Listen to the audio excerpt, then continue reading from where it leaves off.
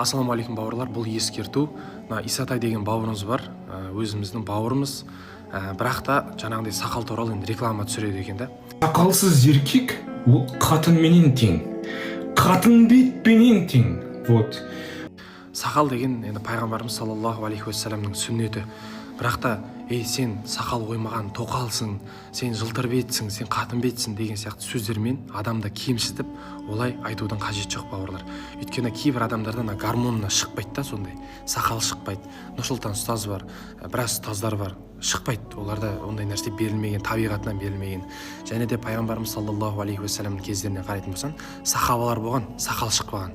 Енді оларда қатын ба мысалы.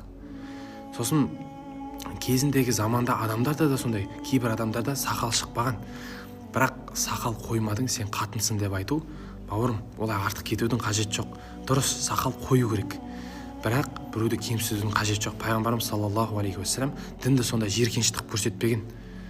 Біз діннің айнасымызда, біз тақия киіп жүрген, сақал қойып жүрген, ол біз күшті көріну керекпіз, жақсы көріну керекпіз. Жақсы киімдер киіп, жақсы сөздер айтып, күлімдеп, адамдар тартатындай болу керекпіз да.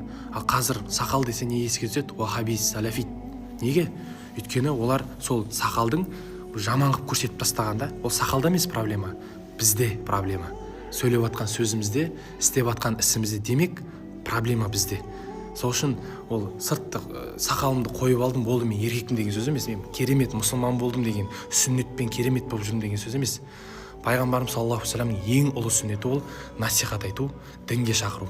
Ал сен мынандай сақал қойып, үйше кеп боқтап, жаман сөздер айтып, адамды кемсітіп, діннен қашырып жібересің да, бауырым. Сол үшін негізі насихат айтқан кезде, жақсылыққа шақырып, жамандыққа тыйған кезде адам одан шошытып алмайтындай болу керек та, сондай дәрежеде болу керек. Олды тек қана еркектер қояды. Тек қана еркектер. Ал сақал қоймаймын, сақалды қырып тастаймын деп жүрген адамдар, олар соответственно еркек емес. Ал енді еркекте ғана сақал өседі деген мен айтайын. Бір апамыз, әжеміз бар, ол кісіде де сақал өседі кәдімгідей. Апамыздың батасын алайық, мына қажа апа. Бәрі бір аумин деп жіберіңізші апа. Амин. Yurtımız tinç болса, ханаданлы абат болса.